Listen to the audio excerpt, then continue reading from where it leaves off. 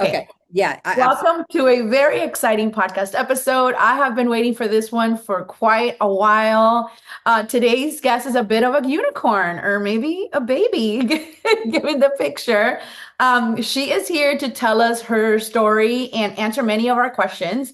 Why is that different than any other guest that I've had on the Wet Palette podcast? Well, my guest, we will call her P, just to still keep her anonymity, spent over 20 years with the Michelin Guide as an inspector and, the very mysterious, secretive ones that we're always trying to figure out. Welcome to the Wet Palette podcast. Thank you. Thank you. It's an honor to be here with you And I'm and just your gonna listeners. Yes, thank you. I'm so happy you're here. And I'm just going to keep laughing the entire time because of the photo that she chose to put as her profile picture, which, as you will learn, goes with her personality. You're so funny. Thank you for taking the time and interest in speaking to me about this topic. I obviously find fascinating. I feel very honored, P. Thank you. Thank you so much. Okay, so the way I've structured this for us is to have our conversation, and then I will move into the questions that the listeners and viewers have sent in. And does that work for you? Yes, it does. Okay, so to begin, please tell us a little bit about your journey before becoming an inspector.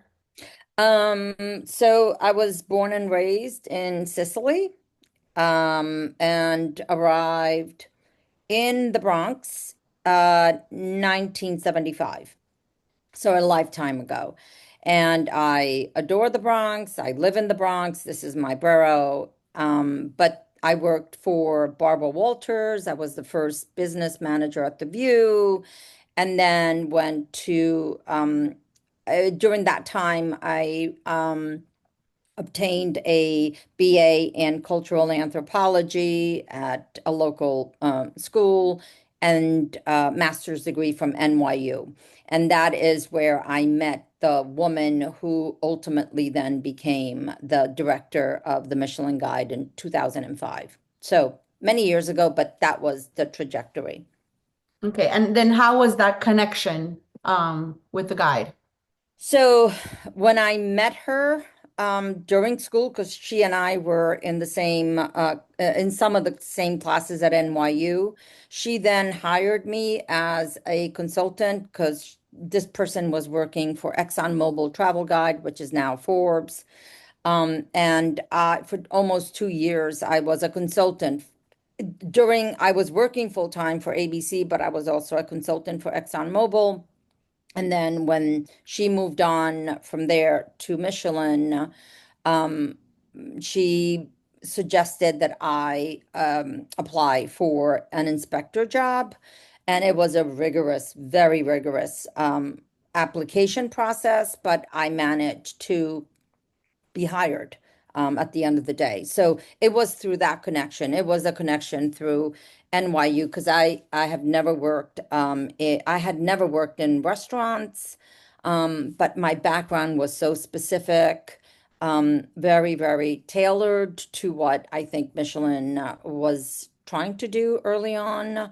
And she thought I was a good fit. And ultimately, I was a good fit because I was hired, but it was rigorous. So you were a consultant for Exxon before a consultant to what capacity? In what? So I don't know how many properties to review and restaurants to review, and they would just give me, I think it was like the New England area by and large. And I just did, I went and visited because at that point, ExxonMobil was you visit, you have a meal, and you do the report, blah, blah, blah. Same thing. I'm not sure. I'm sorry. I should say it's not the same thing that Forbes is doing now because I think they're a pay consulting company. But so that's what I did for almost 2 years. That's how she knew. I shouldn't put words in her mouth, but I definitely was someone who had proven that I know how to read what the not worth, but what a restaurant, hotel, um, if they're doing what they're supposed to do for the grades that they were getting. So th that was a good 2 years for me, almost 2 years. with Exxon. Right. So I was reading a little bit. I know you sent me some amazing links to review, and I was reading and listening to some of those and watching some of those videos. And they talk about how, like you said, rigorous the process is, how many different stages it was from getting hired to, well, from interviewing to Correct. actually being a solo inspector. Can you Correct. run us through that a little bit? So when I was hired and I was sent to France, I was sent to England. I did some time in Germany, um, and Italy. I wasn't in Spain, but at the same time, the people that were on the ground in New York at that time were the most fine inspectors in the world. I mean, they had been there for 40 years plus, and they took it incredibly serious to walk each and every inspector that was being hired in the US through very quiet training. They said nothing. There isn't a manual. There is no manual. So, they either you have to have a sixth sense, you need to have an innate sense of what you're doing. And these very seasoned people walked us through everything for a year. I think it was almost, yeah, it was a year. Um, but in that time, each inspector was sent. This is early on. I don't know what happens now, but each inspector was sent to train with other seasoned inspectors in France and England, Germany. Germany's a big deal, and Italy and Spain. So yeah, Belgium. So when you say train, are you cooking? You mean training because you're Eating. going with other inspectors to see how they review a meal? Correct. So they already, so these seasoned inspectors, again, elders really respected, would join you at a meal. You would join them, sorry. You would join them at a meal. And by the time we got to the car, driving, they already knew the decision. They already had gone through the meal, and they expected for you to have an answer right then and there. Um, and it was really, really arduous to because you don't want to make mistakes, but they allowed you to make all kinds of mistakes and to make decisions that they would challenge. And I think they almost appreciated it because that's the training. You're making a decision and then they challenge the decision. So it was a very fertile ground to grow and to understand and to realize what dining is versus eating, that kind of thing. So yes, that was a training. And that was for about 6 months or a year. Yeah, about between 6 months and a year. And then at some point, do they say, oh, how many different types of inspectors are there? Are there different labels or are you just in different categories? Or No, like, no, no. Everyone is an inspector. There isn't a hierarchy. I think if that's what you're asking me, yeah, is there because I've a seen hierarchy? somewhere listed like he was a senior inspector, which leads you to believe then there are those that are not senior inspectors. So then what, I was trying to understand the categories, the levels. That's interesting. I think we were all at the same level. I mean, we were all hired. It comes in waves, right? So it comes in waves. It's not, people stay on this job for decades. Yeah. Um, yeah, no, it's an amazing job. So they stay for decades. And I think we were all hired. Again, I don't know anyone else's title. I Right. know that there was no hierarchy in in the inspector level. You had obviously the directors who were the ones that were training the inspectors, but they were directors. Okay. Right. Because I read one of the interviews that you sent me that it was someone who she said she was an inspector, but she didn't dine as much as the other inspectors because she was the editor. So she was taking what Um, all the inspectors said, kind of putting it together, but she didn't do as many. She did like a third of the meals that the other inspectors did. Something. so one of the wonderful things, and people don't give Michelin credit for this, but there are not a lot of women or at least they weren't, right? So when I came on, there weren't a lot of women, but the U.S. team was mostly was female. It was led by females. We had half the team was female. Um, and then around the world, I think the woman that you're speaking about may be Rebecca, and she started as an yes, okay, good. She started as an inspector, and then so Michelin, the guide, promotes from within, which is an amazing thing. So you could be an inspector for 10 years, and then you could be trained to be a director. And then as the guide has grown to almost what, 40 countries now, I think the Philippines just announced that they're part of the 2026. So it just keeps growing. And from within, you have these inspectors that just rise up in these very arduous, very, very demanding director jobs within, but they started as inspectors. So yeah, I mean, she would not, if this is what we're talking about, she would be doing a lot more managerial decision making. She would be Yeah. a manager versus an inspector on the ground. Okay. So then, how many years did it take to be assigned restaurants and dining on your own without anyone else? And how did that Without feel any, the first time you went out on your own? so it was, I mean, I felt comfortable within a year. And I think I was able to have potential stars confirmed within a year and a half. So that's a pretty long time, but not that long. So I would say a year and a half. And when And you say again, nothing is written. There's nothing written. You have to just grow into it.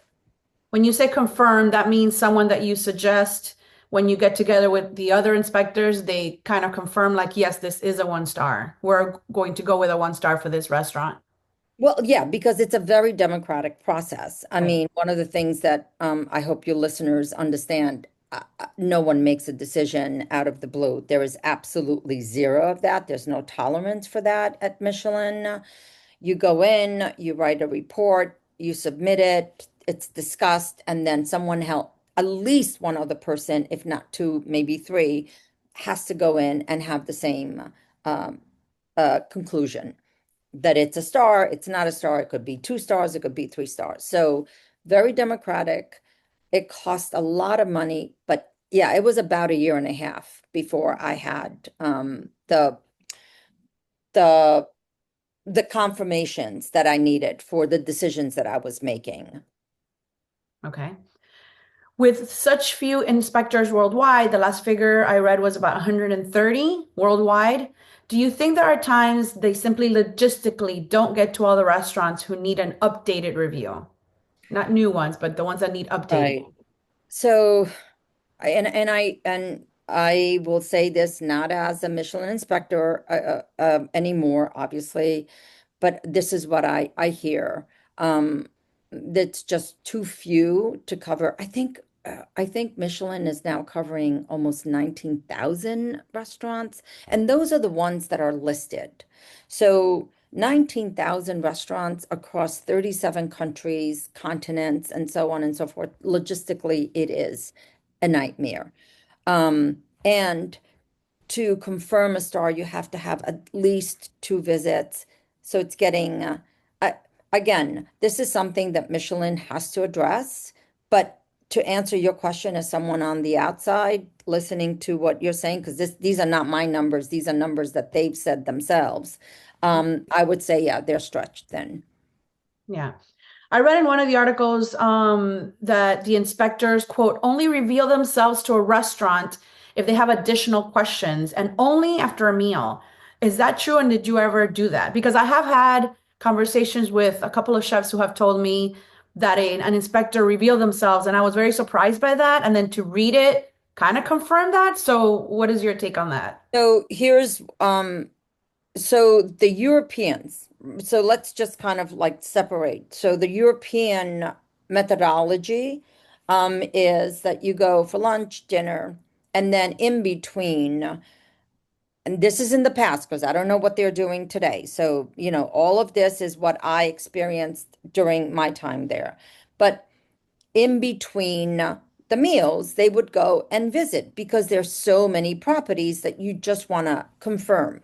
Are there 30 rooms in the hotel? Are there 27? Is this the person that's there? So the inspectors in Europe would announce themselves at certain properties, not when they were dining, never when they were dining or staying over. It would be they would never do that if they were dining.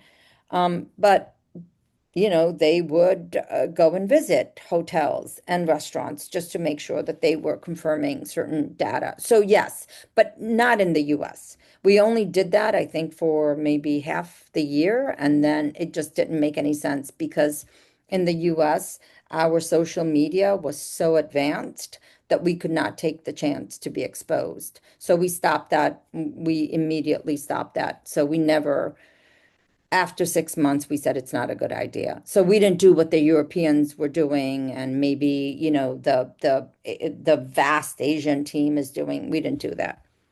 But Europeans did. So yes, it's correct, but Europeans really did that, not us. Okay. I also read twice a year, inspectors get together to swap notes with the guide's editor, a star meet. So it's called a séance étoile. So it's the meeting of the stars, and it's more than twice a year because of the vast coverage of areas now. And yes, I mean, and again, Michelin is a very democratic uh ideal, right? So everyone has to come and defend their positions. So let's say I found 3 stars, someone else finds two, papers are in between. We have a discussion and we're very respectful, and we go through every single solitary point to defend. And then there's a decision. And the decision is, again, incredibly democratic, very professional, very conscientious. It's a lot of work. But yes, we have meetings. Was there ever a time you were disappointed because one that you were rooting for did not make it?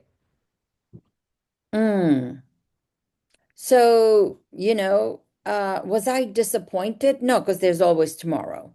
There's always tomorrow, and if a chef is talented, he or she's gonna be found out. That it's just with just a little patience, that person is gonna be found out. Um, yes, I mean I'm passionate. I'm Sicilian. What am I gonna do? I can't help myself. So. But no, because the process is fair. The process is fair, and I will say that even if I disagreed with the ultimate decision, it was done in a way that made sense. And, there's tomorrow. Right. You didn't feel cheated or like someone No. got their way or got it. No, no, no, no, no, no, no, none of that. None of that. I never did. So, no. Okay. What do you think of the new trend of not publishing an actual book for profit and instead having the cities pay for a guide? And also when people say it's pay to play. So I'm a tactical person. I need my books. I need everything. I have libraries all over the place in my house, and I love the books. But I think it's more there's more reference with the ability of digital media to be changed and updated and so on and so forth. One thing I want to ch correct. The books never made a profit. Absolutely never. It was a losing proposition, but it is a marketing tool for the Michelin tires. But the books never made a profit. It was a losing proposition. The Maybe the B2B would be like the business to business part would probably be something that I would love to see Michelin start up again. But the pay to play. Okay. I've always said that if you're going to be a profit, if you're going to have any sort of profit anywhere, um, you have to get some money, like something, and they're trying since 2017 with the digital, with all of the events that they're doing and sponsorship. So hopefully that will be fine. My concern, and there's only one concern, and again, I find that what Michelin is doing is fine, right? Because they still have the standards. As long as they adhere to the standards, I think it's fair. But here's my problem, and I don't know if there's a solution to this. What happens when, let's say, Miami-Dade County is paying whatever it is, let's say $3 for this service, and all of the starred restaurants are going up by 30%, blah, blah, blah, da, da, da, everything. Wonderful, right? You have a star, you go up. What happens when the star is taken away? When you lose your star and you lose that income, are you, the restaurant, going to go to the Visit Miami and say, hold on, what's going on? Because I'm paying into this. So I think when everything goes up is fine. Michelin does not sell its decisions at all. Absolutely not. The decisions are made independently, democratically. There's a process, no problem. But if I am a restaurant and wherever you're coming, Michelin is coming in, and my income goes up by 30% because I have the star, and then 2 years later the star is taken away and I lose that income, who do I go to? Do I blame Michelin? Do I blame someone else? This is a part of the conversation that I think still needs to be figured out. But I will say unequivocally, there's no pay to play. They have to get this money because it's a lot of money. You have people that are in on full salaries. They need all kinds of expenses paid. Everything is paid by the company. At some point, there's got to be some money coming in. The tire company's not going to provide it for that particular sector of the business. Right. You said, going back to something you said, the restaurant, can go to visit Florida and say, hey, I'm paying into this, but they're not paying into it because the restaurants themselves don't The pay. taxes are being paid. Like, I'm just saying, Got it. Right. But that could be misunderstood. That's why I wanted to clear that part yeah, up yeah, yeah, because, yeah, yeah, yeah. I'm right. sorry. I'm No, sorry. I wasn't clear. no. I'm just saying, like, this is the discussion that is going on, right? So a business owner, I'm paying into some pool of money. Some of that money is going to this wonderful institution, Visit Florida, blah, blah, blah. Wonderful, great. And then my restaurant, boom, I have 30% more money because I have a star. Great, wonderful. I love it. And then, I don't know, whenever the stars are taken away for a million reasons, blah, blah, blah, and my business goes down, who do I talk to? Like, who do I talk to? Because I'm still paying my taxes. I'm still doing whatever. I'm still, hiring, employing people, blah, blah, blah. So that's going to get a little bit messy, I think, with this new method, right? Where Visit Miami pays Michelin to do their work independent. Independent. There's no pressure. But then what happens when things start, moving around? It's okay. I mean, I think they'll figure it Yeah. out, but Well, I mean, I just think it's funny that Michelin gets the the the harsher, I think, criticism when World's 50 Best and James Beard Award, everyone has sponsors and everyone, granted, the cities are not paying them to come and judge them, but all of those companies are finding funds somewhere. right, But but the only one that gets criticized is the Michelin because they were getting it from the tourism boards, which then leads people to think that the restaurants are actually paying to be included, which is not. One thing has nothing to do with the other. doesn't. It honestly doesn't. And I mean, any business person would understand that money has to come from somewhere, right? It's incredibly expensive to have, I don't care if it's 130 or 500 inspectors, it is incredibly expensive to have this kind of squadron going around the world, taking flights, renting cars, like hotels, meals. Like it's pretty intense. But the James Beard is a fully American institution. And I could see people deferring to the James Beard Award because they really do cover the entire nation.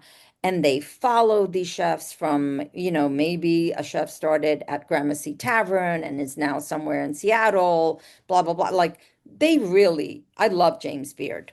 Whatever their, I don't know, fault lines are, neither here or there for me, because I really do think that whatever they do, and they care about the institution of hospitality. 50 Best, I think 50 Best is amazing in the way that how do you get something that you're not going to forget, right? So you can't grow. That's it. It's 50 best around the world. So you either have a new one coming in, 15 going down, blah, blah, blah. It's the 50 best. It's the closed number that makes the 50 best such an attractive award. Where Michelin, and again, the 2 and 3 stars, I would give my right arm for, I understand that chefs are doing whatever they need to do, amazing work. The 2 and 3 stars, there's nothing like the 2 and 3 Michelin stars. The 1 stars are getting a little bit funky right now, but again, they're reflecting the new areas that Michelin is covering. The 50 best, that's it. I don't get, there are millions and millions of restaurants around the world. They will only list the 50 best.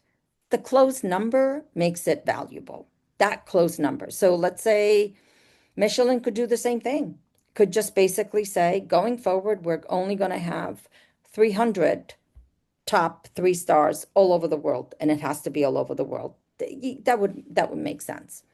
But I don't want to it because I've been on the inside for so long. I know how expensive and how insane this whole industry is because chefs move around all the time. There are new laws and districts, and all of a sudden you did this and you can't do that. Um, but I don't want to criticize. I don't want to criticize then unless you're absolutely out there saying, yes, give me $100,000 and I will give you this. That's not what's happening. It's not what's happening. Right, right. I just wanted to clear that part up. It drives me crazy when people say just a general statement, the pay to play. I'm like, the restaurants are not paying. Trust me, they're not paying for this. No, no. Um, okay, so it is said that the only thing the inspector judges is the food and not the service and decor. Is that true, or does it depend on the star category being judged, say 1 star versus 3?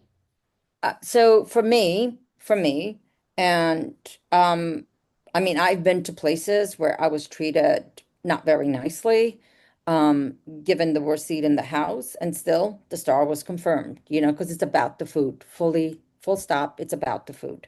However, if the food is so good, then the service is going to be equally good because you have to receive the food at a certain temperature. It can't be sloppy.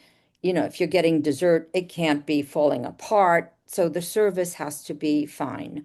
If the music is really loud, and please, anyone who remembers Babo early on, the music was it used to make my skin crawl, but it didn't matter, right? So you just close your ears. Hopefully, you're not right under a speaker, but it's about the food and all and only about the food.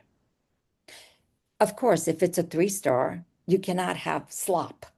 You can't. You have to have people that are able to answer questions, that are able to introduce you to a new combination of something without intruding.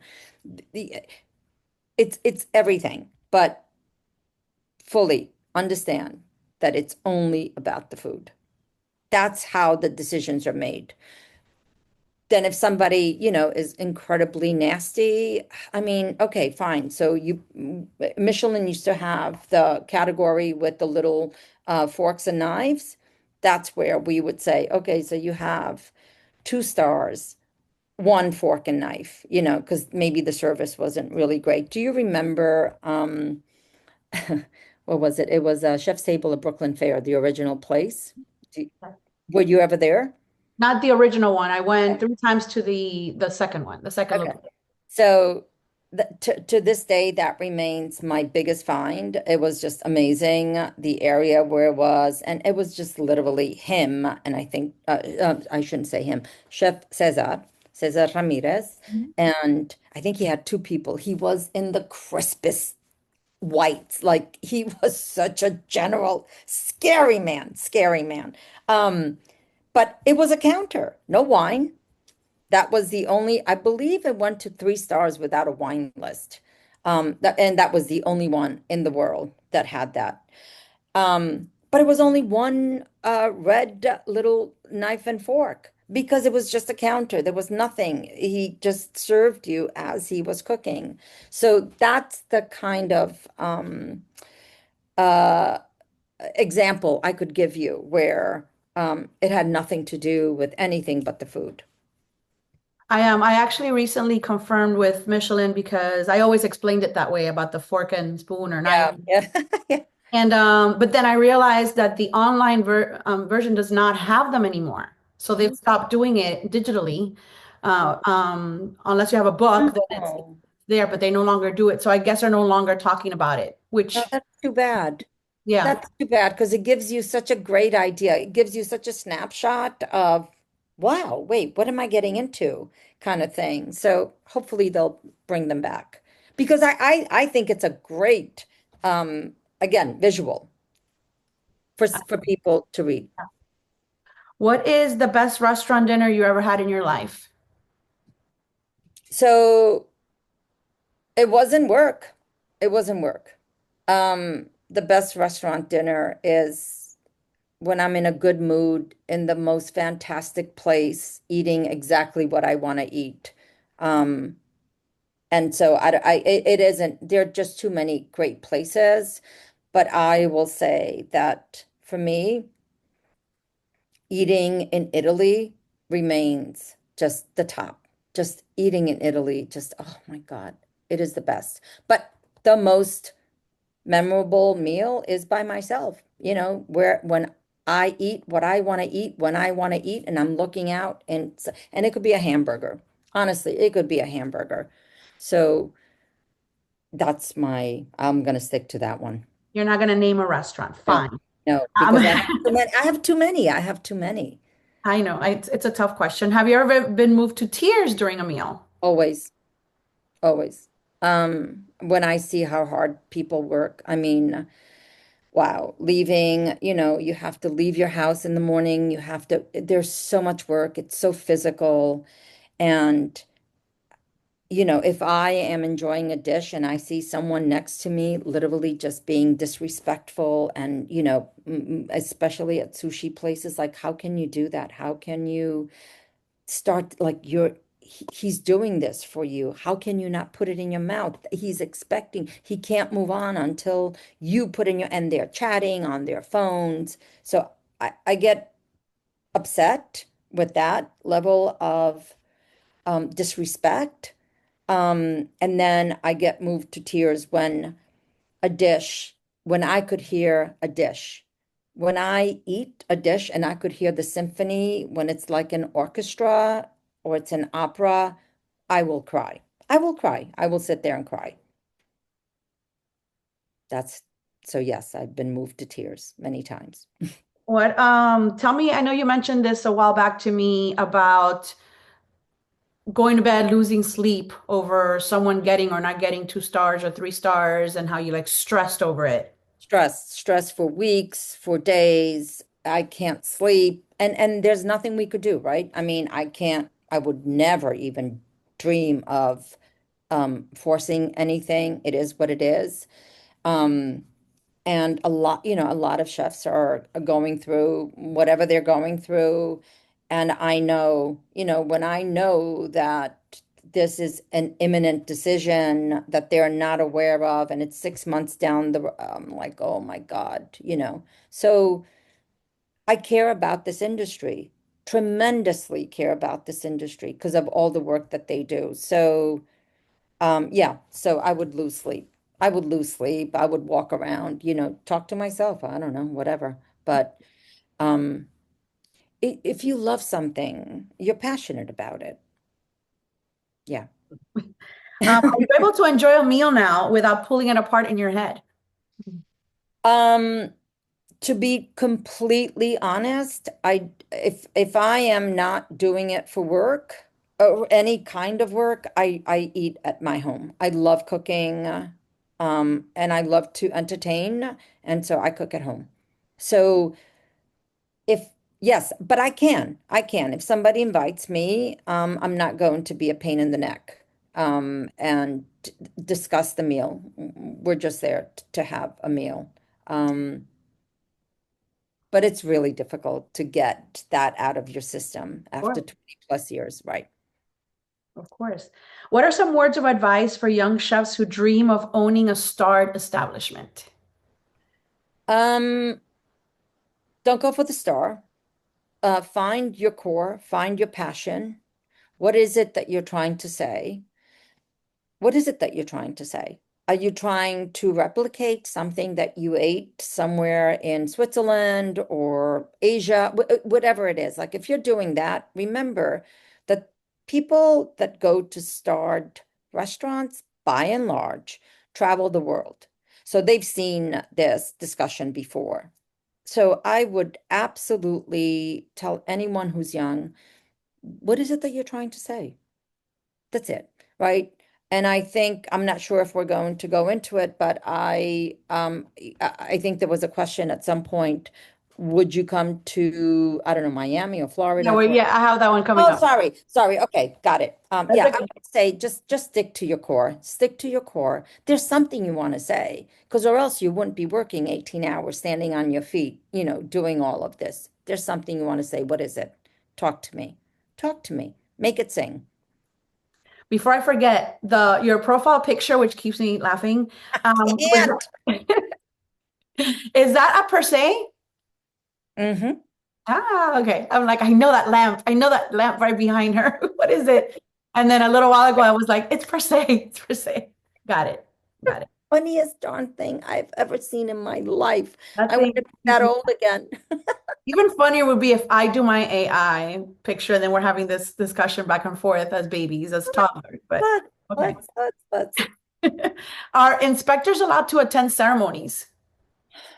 Allowed is a big word. Um, we select not to go. Okay. Um, I think there may have been one, and it was in New York.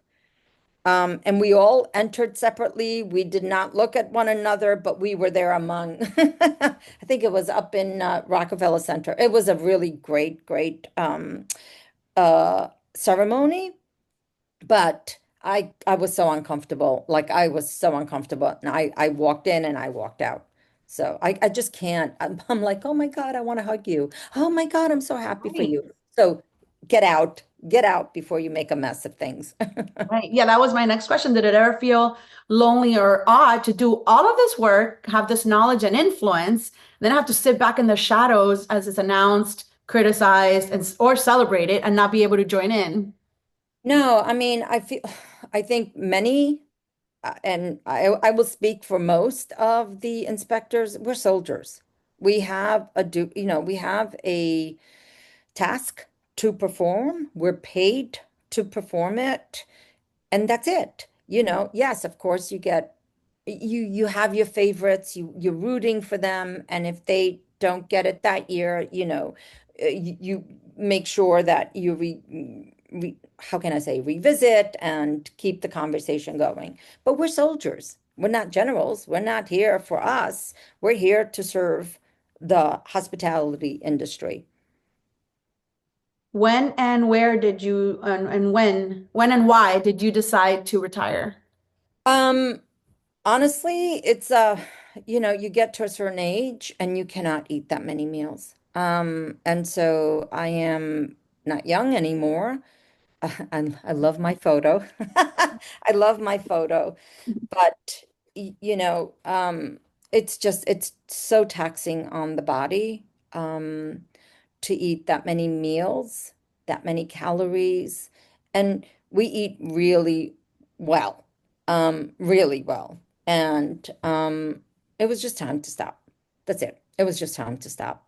So getting getting healthy again, getting to the point where, I need to be. And I mean, I know you've met me, so but it's just taxing on the body. You can't do that to your body twice a day, year round. And I did it for 20 years, and I think I did a fine job.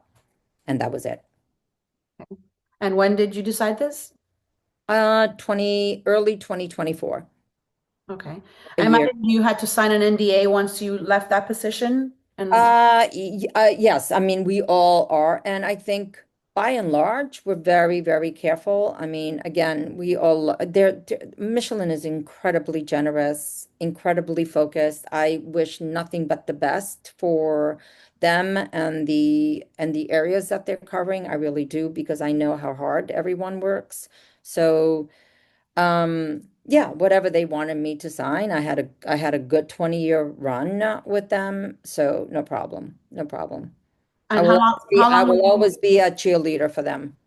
how long were you not allowed to talk publicly at all about it?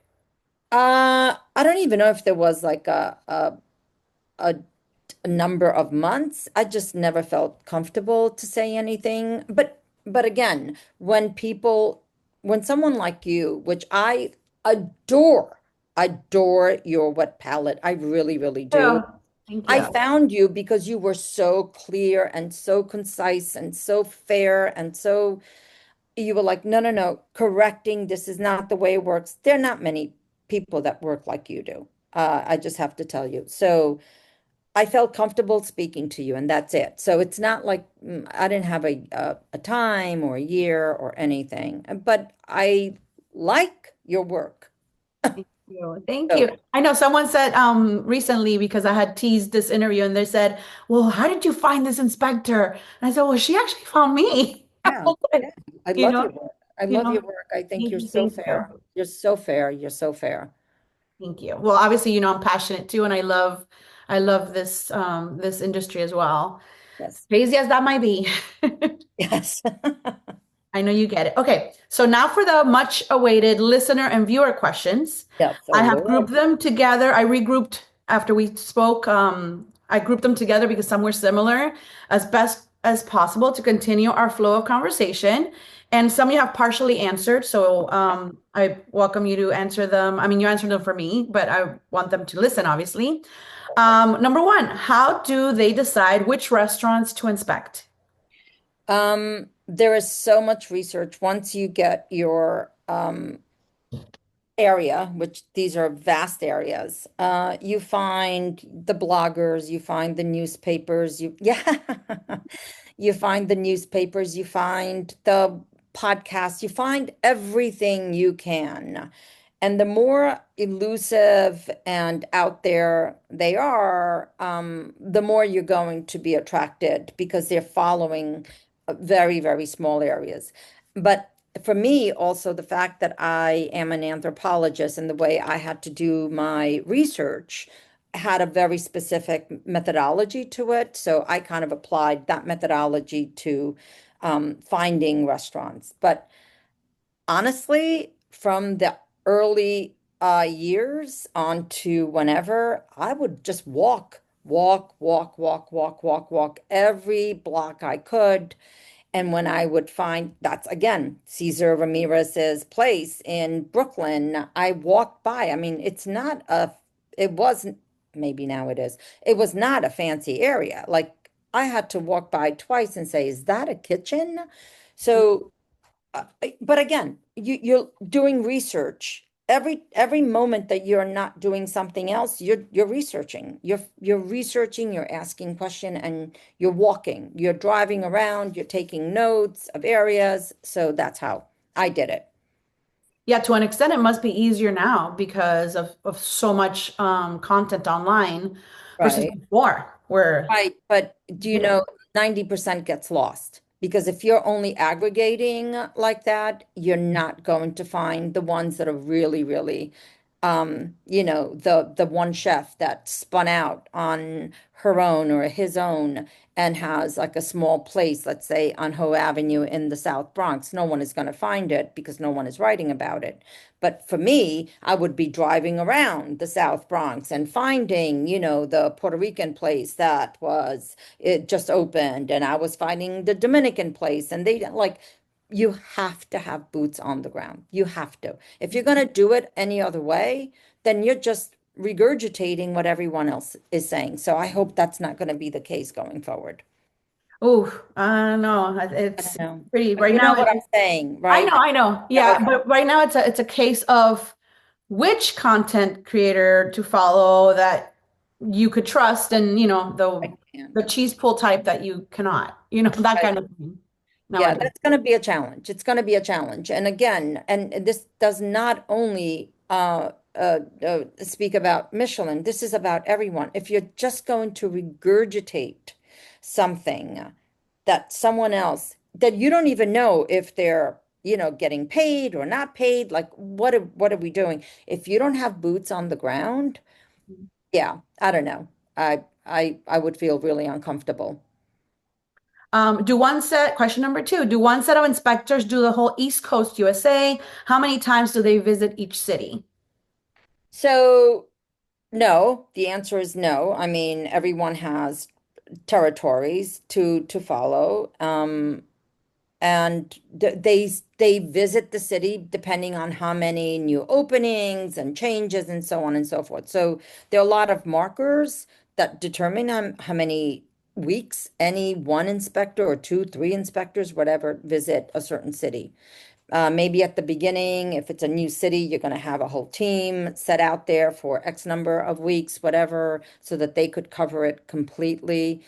Um, but there isn't anything per se, like fixed. Okay. Do you have to pay for your meals, or does the Michelin guide reimburse? We are set. Again, I'm using the current, verbiage, but everyone is employed. Everyone has a salary, everyone has a credit card, everything gets charged back to the company. Everything, because it's work. As long as it's acceptable, it's work, right? What age was the youngest inspector you ever met? Oh, Jesu.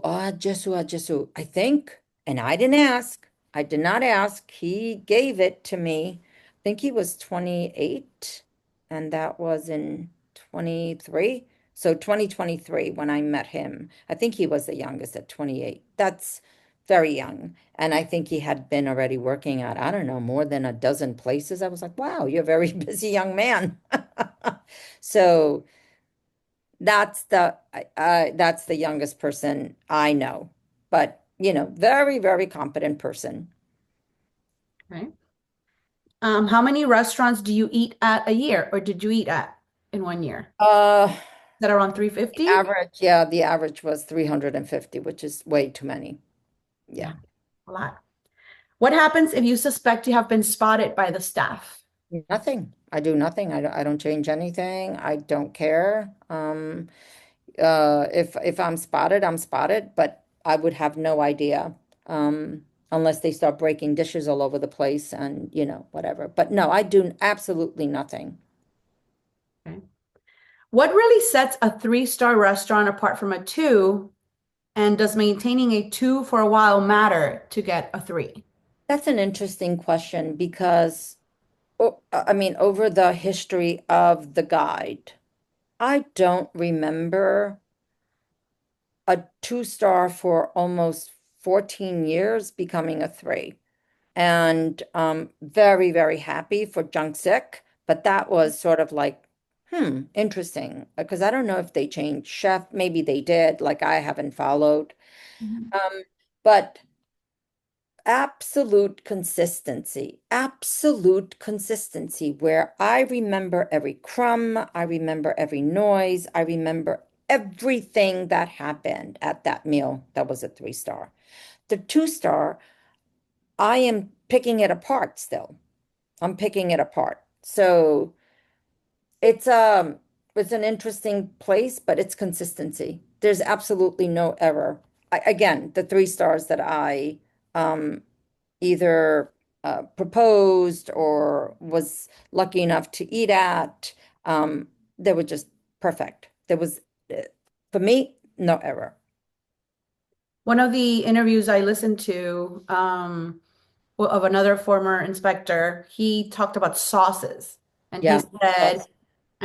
that the sauce of the three would be multi-layered. They would have even like an aftertaste. There was so much going on, and where a two would not be that way. Correct. So, but this is going to be interesting because as the guide moves into further and further into Asia, goes the saucing is a very, very Eurocentric measure. Like you have to have those sauces, which is French. That's really sort of okay. So I see you, and you should see me right now. I'm like, blah, blah, blah, blah, blah.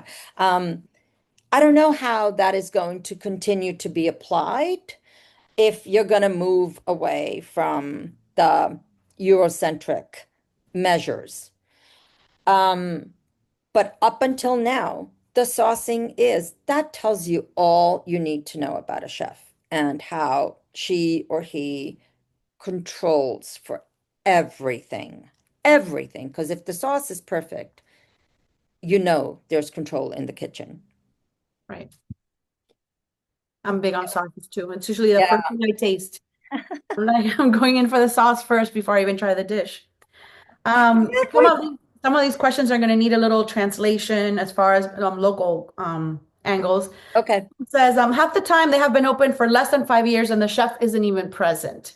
This one, what they mean is what we talked about before, where a chef opens a restaurant and then another one and then another one and then another one, and then he's not even at the place, and then they get a star. So, okay. So, um, Danielle Boulud does it well. Joel Robuchon did it really well. Um, there are ways for a very serious chef to open multiple outlets and for those outlets to really carry out the vision um and the tradition of a 2 star or 3 star chef. The US is a little bit different. Just a little bit. We have a different set of standards.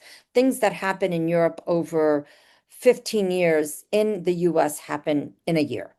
So you have constant changes. We have rules and regulations. We have enormous mortgages. Most of these places, if there's a chef, the chef is just there doing some consulting. The ownership is somewhere else. Uh, it's a really difficult question for me to address because I could see how it works, and it has worked in Europe, absolutely fine. It works in Asia. There's something about the US that I understand why people say, "What? Why are we giving these stars that they're not there?" Um, but again, this is where if you're a local, you write into your Visit Miami, you write into Michelin, you write into the actual restaurant and say, I've been there 3 times, I've never seen you. How can this be working? And you have to be an advocate. You have to be an advocate for what you believe.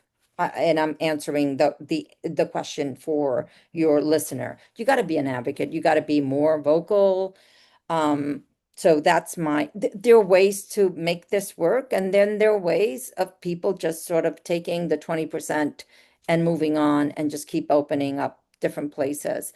But sometimes they work.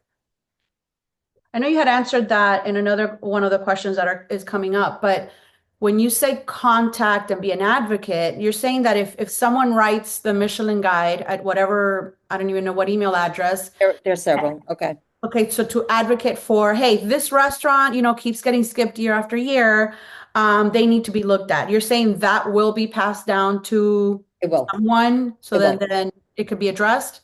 Right. So on the digital front, Michelin has invested a lot of money, and there will be someone. So there, and I will give you these email addresses, which you could share with your listeners after, because I don't have them written down right now. But you need to be an advocate. So Michelin has a presence on IG, has a presence on X, has emails galore. Like there are at least three that I, will share with you.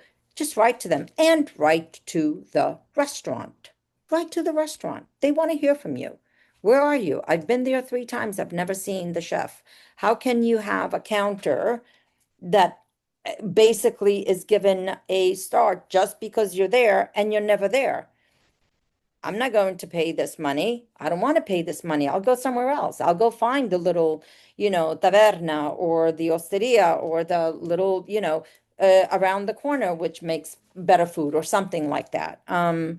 So there is a level of, how can I say, responsibility that we as consumers have as well.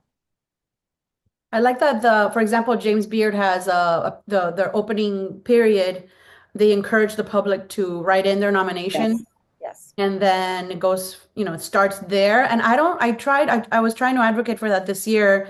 I'm like, you want your candidate on, and then write and vote for them, Correct. and then, Correct. they could take it from there. They could ignore it, or they could, take it Right. to the next level. But I like that part. So this is a version of that without it being officially Michelin Right. saying, hey, let us know what you want, Right, because You like. remember, gourmet is no longer around. Bon appetit is whatever. Food and wine, like these are no longer the stalwarts of how we get information. Most of the newspapers are just completely gutted. Like there, me on the ground as a consumer have more responsibility now than ever. I have more responsibility than ever, especially as the world is shifting and there's no one speaking about these places. How do I know? How do I know? But I know my local place. I know that chef. I know that that chef has been blah, blah, blah. So I'm going to write in. That's They can my, also follow the wet palette. yes, of course. Oh my God, of course. Oh my God, you have amazing content. Yes. Thank you, thank you. Yes, Um, amazing. But you know what I'm saying? It's I the know, people I know, on I the know. ground that are doing all the work now. Yeah, Yeah. yeah. Has the guide lost some credibility the way they're currently awarding stars? So one of the big criticism is they're just handing out stars left and right, which I've addressed on the podcast, which is it sounds that way because they keep adding cities, but if you look at it, they might add a city and not award them anything, other than recommended. So Right. what do you think? So here's, and I think I answered it this way. So as the Michelin Guide moves into territories that are not necessarily continental and European. Like Texas barbecue you mentioned. Yeah, and I mean, I don't know. I mean, 6 stars for tech, give me one church. That's it. I just want, when I say church, I mean 1 star for barbecue. That would have been the most amazing thing to find that one barbecue place to basically then hang your hat on. But fine, listen, Texas is Texas. I don't mess with Texas. I don't. But I think the new stars reflect that the world is moving away from Europe, right? So the world is moving away. Uh, we have never had the level of discussion. When I say we, I'm talking about the world, and I'm talking about the last 20 years. We have never had this level of discussion about ramen or, Hainanese chicken or some other component, some other traditional food of a place and people. And if Michelin, and I think it's smart for Michelin to do this, if Michelin wants to grow and be relevant with especially younger and younger people, you're going to have to go to them. You have to go to them, no question. My concern, which I again, I was concerned when I saw this, and I know that 90% of the people that are listening to this are still scratching their head over is Danielle. How could Danielle have been demoted to one and Naka to one? Like that's not, we're not having the same conversation. So there, Michelin's going to have to figure that part out. And again, please, I don't know what they found. They must have found something that was so, you know, incredibly wrong for them to make that decision. So I am not questioning them, but most people that are going to look at this are going to say, I'm sorry, what, we have a taco stand Right. and Danielle at the same level? This doesn't make Right. any sense, right? So, and I agree with them, but I don't know what Michelin found. But again, this is where people like you that have a major platform has to basically go and ask, okay, what are you doing right now, Michelin? What are you doing? Because it's for this is for them. They're not going to get they're going to get a lot of more questions and answers if they continue doing stuff like that because people just don't understand where they're moving into. Sometimes I wonder, you're going to say no, but sometimes I wonder if they're doing it on purpose so that everyone gets mad and keeps talking about it, which Yeah, I is, mean, well, again, I worked for television for 14 years, so I know that there is a reason there's a value to all of this. So you're better off being spoken about, no matter if it's positive or negative. But where's that going to take you? I mean, the chefs at Danielle, I'm just again, please, I don't know any of them. They must be scratching their head saying, "What?" Like, what happened? Right. And that's a big team. That's a huge team. I read somewhere also that he said, Oh, Danielle, oh, sorry. Yes. he talked and he said that a lot, and you could probably confirm this, that a lot of chefs, some three Michelin star restaurants, their chefs find that once they get the three, then they're scared to kind of change the formula because this is what worked. And Danielle said in an interview that he does change his menu a lot and that he evolves his menu. He doesn't keep the same formula that might have worked this year and that year and the other year, that perhaps the inspectors didn't feel that the consistency was there because he kept changing and evolving the menu versus, let's say, going to Per Se or French Laundry and getting the same opening dish and the same this and the same that, which that formula works, so they've kept it. So he said that perhaps he thought it was something like that. I mean, again, I don't know what prompted that downgrade. I mean, during my 20 years working for Michelin, I probably went to Danielle at least 20 times, if not more. That was never an issue. We knew his formula. It wasn't formula. That's what I'm trying to, it wasn't a formula. There were, Kyle. there were three openings and they were sort of like how can I say it? One ingredient formulated three ways. We knew that was his signature, right? So he would take one ingredient and just kind of manifest it in different ways.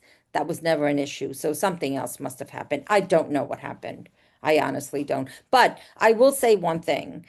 A lot of the younger three-starred chefs feel trapped. And not, this is not me saying it. This is me reading them Yeah. and saying, we're terrified to make any changes and we stop growing. We just stop growing. Um, which is really sad. Which is really sad. So we'll see what happens. But I've heard what you just said. I've heard it because I've read it from some of the younger chefs that just feel trapped with the three stars. Okay. Shouldn't be. The Miami question. Yes. I love an omakase, but would I travel to Miami for one? And we spoke about this a little Yeah. bit um before. So this is what I want to say. If you're a chef, if you're a real chef and you have it in you to be creative with what's close by. Omakase doesn't mean anything anymore. It doesn't. It's just a set of dishes, rice, maybe fish.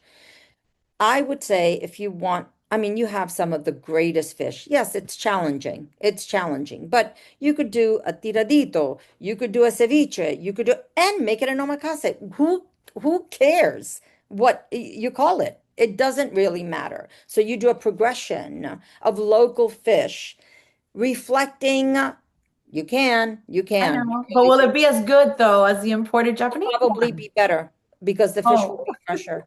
The fish will be fresher. well, And it will be a chance for a chef to declare independence from some other ideal, to basically create something that reflects that person and the place where they are.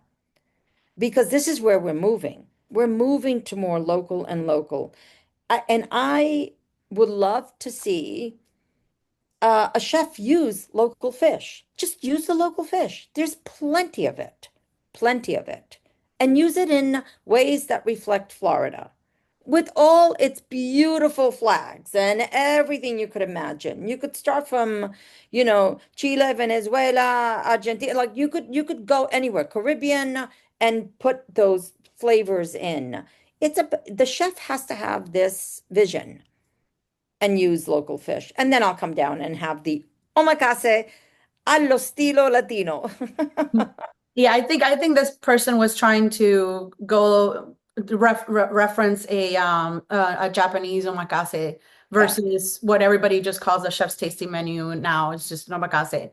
Right, but again, we have lost track of what that means because Yeah. yeah, we've lost track of what it means. Like you Everybody speak, just throws the word around. everyone throws around that word, kaiseki, Mm, prefix. I don't know. If you're giving me four choices, it's not prefix. I'm sorry, it's not. It's just what you want to control the first part of the menu and then just make sure that I have one of the three or four proteins that you want. Okay, so um, we we're very loose with these words, with yeah. these titles. Someone else says, why is the recommended list better than the winners? And by I that they mean the selections versus they call it different things. They call it recommended, they call it additions, they call it I don't even know what the third one is on their website. They have all plate. sorts of I different names. think they refer it to as a plate. So Plate. Here in the United, I mean, at least in Florida, they don't do plate, but then they talk about the additions, but then they're also recommended. So anyway, they probably mean why are these restaurants better than the selections? They feel. so so everyone has to, and I know you've said this a million times, so I love you for it. Michelin is a selection. It's not a listing, it's a selection. So if you land on the Michelin site, even if you don't have a star or a bib gourmand, you have been selected by the Michelin inspectors to be on in the guide. That's a huge to do. That's why I I don't want to have another 20-course meal. So I go on the Michelin website and I say, okay, what's close by? I look at the menu. Wow, okay, great. I could have a salad. I could do this. Oh my God, the dessert looks. Oh, there's a new pastry chef. Boom, I go to the plate. I go to that one listed place that doesn't have a star, doesn't have a bib gourmand. I know what I'm getting. I know how to deal with it. But Michelin is a selection. So anything that lands on the Michelin site, you have been selected. Someone has been there. An inspector has been there, has decided that the food is good enough, really good enough for it to be added to the guide. Yeah. I think this person just was probably coming from like a more casual versus fine dining aspect, but But not all of fine dining. I know. Okay, okay, I'm okay. just saying, Yes. reading the question, that's and knowing that's from Miami, that's how I kind of Okay, okay. get it. Okay. Did you ever supplement your inspector job with another job? Never. I had weighed, first of all, they're incredibly generous. They pay our salary. We had we had tires, windshield wipers, we had everything we needed. Um, no, they're just too generous. And first of all, I didn't have any time. What time did I have? Right. You know, if I slept, I was lucky. So Yeah. no, the answer is no. This one's a doozy. Um, Lord. how how does a well-known chef who has pioneered having their own farm not get a Green Star nod? And I've complained Oh my about this. God. Oh, I told you this one because we have a chef named Niven Patel yeah. who has a farm and he's been doing it before anyone else. and he has been leading the way, and then he keeps getting ignored. You know, Okay. that's what So, this question refers to. so I don't, I honestly think that Michelin is going to have to really rethink its approach on how they're giving out the green stars. So if if you want, I mean, this is a whole nother like episode all on its own because I have a lot of strong feelings about what they're doing. The fact that Vancouver, the greenest city, literally the greenest city in all of North America, you know, the US and Canada, does not have a green starred restaurant to me is very confusing. I mean, they capture the rainwater. They have they have like little plots, like public land where people like it is the greenest city, period. So and the other thing is you're going to, so in urban centers, you're going to have a lot of minorities that don't have access to a farm upstate, and so on. And but yet they're trying to do the green, that blah blah blah. Are they going to get looked over? And so this person, first of all, I would say to all your listeners, advocate for that person by going to Michelin and say, thank you. Advocate for that person and saying, hold it, you're missing something here. Um, because I, I, they're not getting this right. That's it. That's the only thing I'm going to say that is a little bit negative. They're not getting this right. The fact that Vancouver does not have a Green Star award, I think it's a little confusing. And I know there's one chef in Harlem here that I know is completely green, does not have a green star. Why?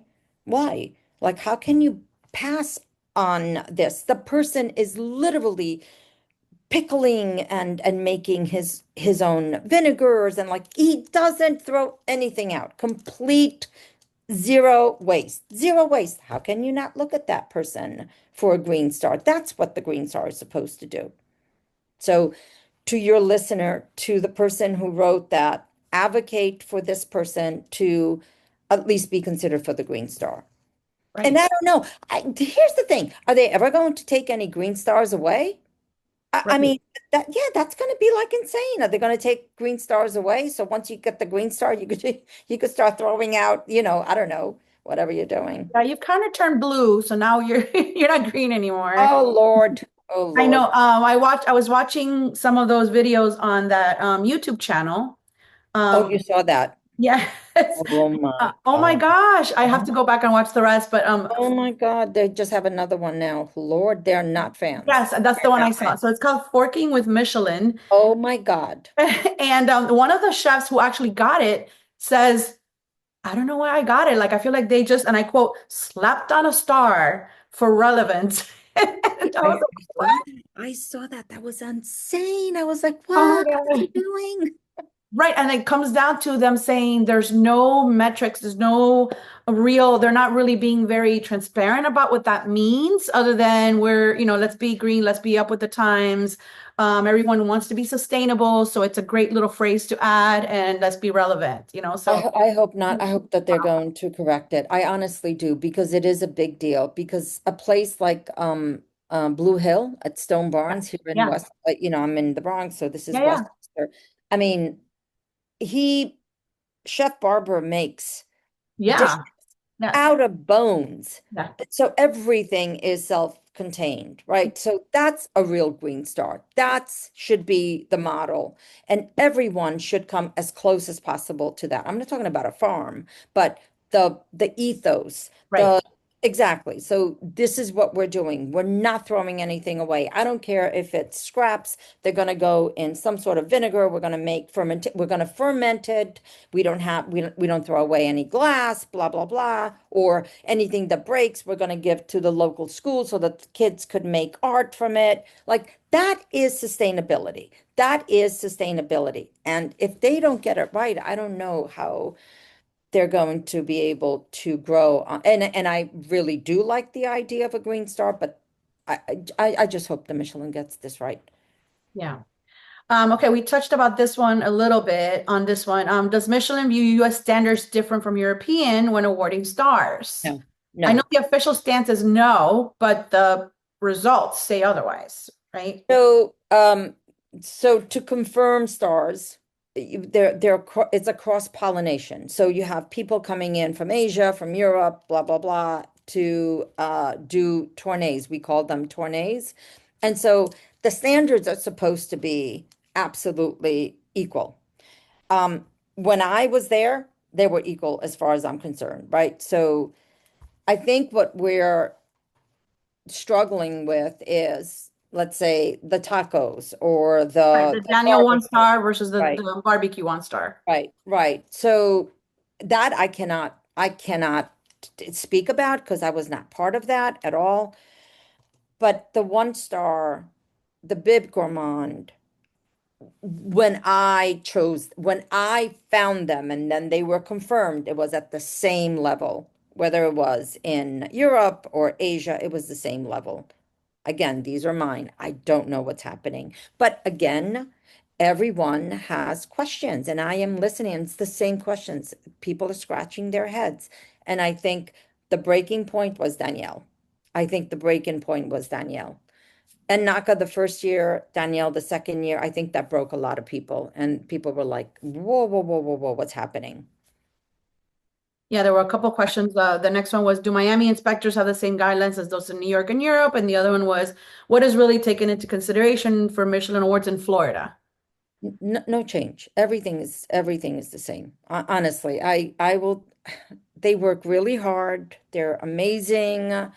There's no change. There's no difference in how the awards are approached.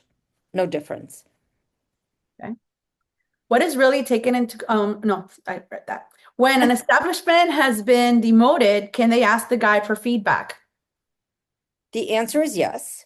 The answer is yes. You have every right to ask, okay, I want to get on the phone with the whatever, the director, so that I could figure out what happened, what I could correct, because that it should be a process of correction. So the answer is yes, they can. And I will give you all that information and then you can put it on the Okay. transcript. Yeah. I appreciate that. Yes, of course. Is Jonathan Cano affiliated with Michelin in some way, shape, or form? I didn't even know who he was. I was like, who's Jonathan? Who? I don't know. No. As far as I know, no. Okay. All right. Sorry. All right. All right. I don't know who he is. I'm kidding. I'm kidding. Why are half the restaurants given stars? Why are half the restaurants that are given stars omakase spots? Does this get an automatic bump from inspectors? No, nothing is automatic, and I don't understand because again, we've had this conversation about omakase. Doesn't mean anything anymore. Um, I will give you an example. I'm going to give you an example because I think this is really interesting for your listeners. Um, This is not, I'm not saying it's the best omakase, but it was the most informative omakase I've ever had. And it wasn't really omakase, it was like more of a kaiseki. So it's called Hayato. The chef is Brendan Ho. Ho is his last name. And it's just an impossible counter to get into. But anyway, I was there and the chef gave the guests pieces of fish, all premium fish, of course, from Japan. But some of the fish, same family, same, let's say, Dover sole, whatever it was. But one was completely wild and fished, and the other one was wild but in farmed, right? So you know how, okay. And he didn't tell anyone anything. He would just put the pieces in front of you and you ate it. You're delicious. It's amazing. And then you would have the same family fish, but it was wild. And you ate it and your eyeballs start popping out because you cannot believe that this is the same fish that you just had. So, how many Americans really know how to determine what they're eating? It could be any fish. It could be any fish. So unless you really, really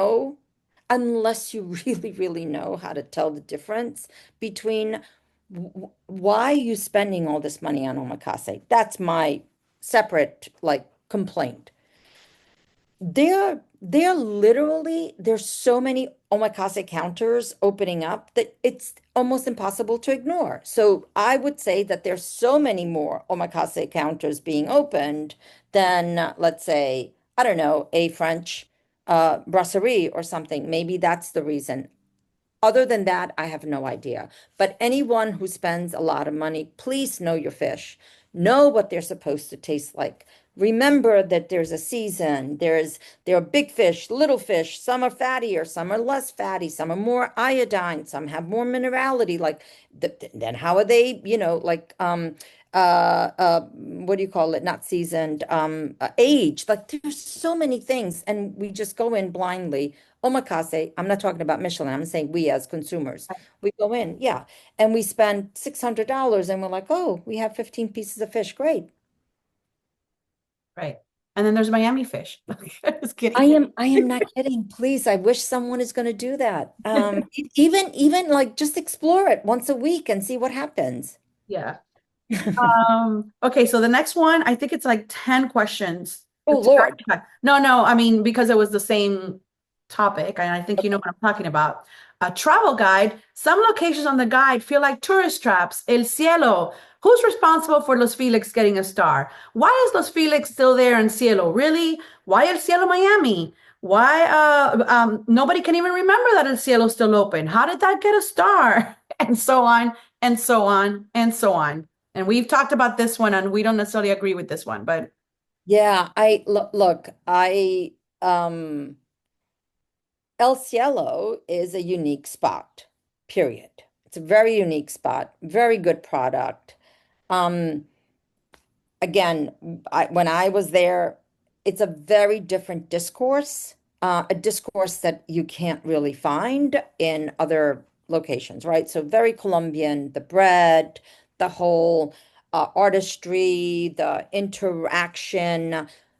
I never want to touch chocolate again if I never, if I don't have to, but it was a very unique, very well done meal. I've only been at El Cielo once, maybe. That's it. And I was in Miami.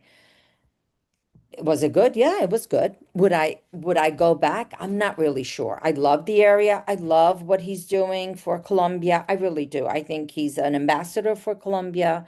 Very, very much out there. I guess I mean, the inspectors must be going back and confirming the star. That's all I could say. I mean, that's all I could say. They are going back to Los Felix, and I think Los Felix also has a green star or something. Like, okay, I see your dimple. I see your dimple. Oh my God. I you have don't the know. floor. You have the floor. I've talked No, about that I, one I enough. don't. Los Felix. My God. That's kind of like, hold on. That's like one of those something under your nail, like when you have like a splinter under your nail, it's making you nuts. It's making you nuts. But I don't know because I go, I do my thing, and then you have all of the other people confirming it. So I'm sure that they've been back. I'm sure that they have written about it, that they've changed the text. That's all I could say. I don't know. I have no answers for your the 10 questions. I don't. Yes, they finally did change the text, maybe because I Okay. complained about it. Like Okay. the description has been the same for 2 years, so you haven't gone back. That's not a good sign, though. That's not a good sign because with They every changed it. visit, they Yeah. have to change it. So if the text, this is something for your listeners, if the text does not change, I don't care if it's a comma, like take a snapshot. Right. If it does not change, that means there's no visit. I mean, there's no visit, right? So yeah, And we're talking about the description, by the way, on the website. And the original description, when they got the first star, referred to about the first couple of months. Because by the time even I went, the stuff that was written on that they had written on the description right, was not even, there was like a vegan cake or something. I don't remember, really. chocolate. I forgot what it was. And I'm thinking that's not even on the menu for me to even try. Wow. And so they have to update. I mean, Michelin then should be updating this stuff. Yeah. Yeah. So that's like, but clearly I'm not the only one in Miami who feels that way. I sense it. I don't know what to say. All I could tell you is that they have to go back. They do go back and they have to make the decision, right, to maintain the star or not. So that's a team. they're doing it. It's this is what they do. So I don't have an answer because I know how they work, and they have to come to this decision to award it the star again and again and again. So, and they're making great decisions for the most part. Your listeners don't agree. Okay, I understand that. I'm sorry. Why are Jaunt and Omo 3 and 2 stars respectively? So I've been to Jaunt and I adore it. This is the one in DC. I have not been to the Miami place, so I have no idea. Orlando, it's amazing. Sorry, sorry, I sorry. know, no, it's okay. It's amazing. Yeah. Oh, I'm happy for him. He's such a young guy and I wish him all the best. Yeah, we don't know. I don't know. I don't know. I don't know, honestly. Next, I have to try Sorokara, which is the one that did get a 2 star in Orlando. So let's see how that. Oh, that's the guy from Addo Yes. in Right. That's amazing. He Yeah. didn't get anything when he was here in New York, and I Right. loved that place. I loved that counter. It was on Grand Street. Right. I think it was on Grand Street. Yeah, it was okay. It was in Soho, West Soho, near Sixth Avenue. And he got, okay, good for him. Good for him. He got the 2 stars in Orlando, which I Right. was like, okay. I know. But yeah, I loved Addo here in New York. I loved it, loved it, loved it.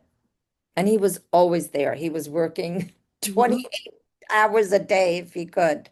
Like that was his baby. Okay. Yeah. Yeah, I don't know the story there. I would like to find out the story there. Yeah, but you should speak to him. He's such a I young am. I and a think guy. so. Okay, good, good, Yeah. good, good. Okay. Would they ever consider releasing a list of all the restaurants they've inspected? Yeah, that's a question for the legal team to, I don't know what the value would be, but again, the listener must have a reason to ask that question. But I'm sure that the legal team in Greenville, South Carolina, would be able to answer that question because the legal team is in Greenville, Yeah. South Carolina. Yeah. I think maybe restaurants, I mean, I suppose I could reach out and find out. I know there were some in Fort Lauderdale that were wondering, did Michelin even come to my Oh, restaurant? You oh, know? that's a good question. Yeah, you know what? Yeah, I mean, yeah, I think that as a restaurateur or someone who's a fan of the Michelin Guide, sure, go ahead. I mean, I will send you the information, and then, writing to them is not it. I think it's your duty. Like, this is my state. I want to see more. I want to have more information. I want to see where else I should go, whatever it is. But yes, there should be a way. I don't know if they're going to release the places Yeah. that they didn't retain. I don't think that they that would not be beneficial to anyone. I'm sorry, I should say beneficial to Michelin or the Yeah. places. Yeah. Right. We had a couple of these. How does one become a Michelin inspector? How to become an inspector? Well, again, you have to go on the Michelin website, on the jobs postings and see and just get on an alert and see, when they have openings. For me, it was kind of like a sideways. I made a left, made a right, went straight, like I went all over the place. And then I went through training and was hired. I saw the last time it was a couple of years ago, they posted it on LinkedIn. So just follow the Michelin Oh, yeah, LinkedIn. exactly. And I Yeah. still get alerts from them. Anytime they'll say like the Michelin Guide has added, 10 new jobs. Usually it's for South Carolina, but sometimes it's something to do with the Michelin Guide. Okay, okay. Yeah, please go ahead and you should follow. You should have alerts from them. There are openings all the time. Different divisions, Right. but Yeah. The last two I saw was Bangkok and in France. They needed. I forgot what they needed, but okay. France is not a bad place to be living. Not a bad place at all. how much politics are involved in this process other than food quality? None. Food quality is the only thing. Again, I'm speaking of me. Um, Politics. I mean, unless a chef has been found, with a knife over the person that he or she killed, like that would Yeah. be okay. But otherwise, no, there are no politics. Again, for me, And we went through the Me Too and we went through all of that. And it did not really, because remember, the star is for the restaurant, not the chef. So the restaurant continues, the chef is out the door. Fine, goodbye. Do your thing. It's about the restaurant. Right, that is So a great point. Yeah, you're not walking in saying, I need to see everyone's records. no. No, Yeah, and again, it wouldn't be fair because a lot of chefs, first of all, this is a very unique environment. We know that, working back of the house or front of house, it is tense. It's physical. You have to deal with a lot of people that have a lot of requests from you. Okay, no problem. And a lot of people have issues that are, working in this industry. Unless you are found guilty by a jury, we should not be in anywhere near any accusations. Again, unless you go through trial and then you're found guilty. Right. At that point, then your career is completely done. But it's not about the chef, it's about the restaurant. That's it. So the restaurant changes chef, does whatever he needs to do, cleans up, and moves on. So no politics, none. and my favorite question, I think you answered a little while ago. Do you get discounts on tires? Yes, yes. Every few years we used to get free tires, like just, send us the bill and boom, boom, boom, there you go. Michelin is an incredibly generous company. Full stop. Generous company. It's a great company. I loved my time there. I really did. So that's that. All right, what is next for you? Um, Honestly, I want to eat less. If Work out more, eat less. work out, yeah, if my knee starts working again. Yeah, so what's next for me? I'll figure it out. When it comes to me, it comes to me. I'm not making lots of plans. I would love to spend half the year. My daughter lives in Italy, so I would love to spend half the year there with her. We'll see. We'll see what happens. Okay. Is there anything I have not covered that you want the listeners and viewers to know? No, I think this was incredibly thorough. This is my one and only interview, and I would only give it to you because I really do like you. And no, I really do. I respect your content. So no, and if your listeners, viewers have any other questions, please send it to that cute little chubby girl.